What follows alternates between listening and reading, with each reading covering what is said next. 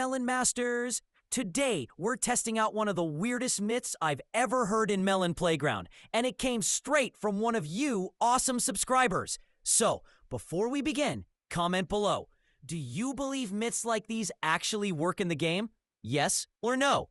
Please. Alright, let's jump in and see if this creepy corn myth is real or just another silly bug. Okay, here's what the myth says. If you inject all the syringes into a corn NPC, something strange will happen, and you'll get a secret achievement. Sounds spooky already, right? So let's grab a corn character, and one by one, we'll inject every single syringe in the game into it.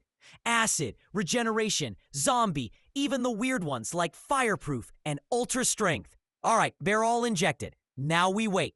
And whoa! What? No way! We actually got an achievement just like the myth said. This just proves it. You never know what strange secrets Melon Playground is hiding. Smash that like button if you love myth-busting episodes like this.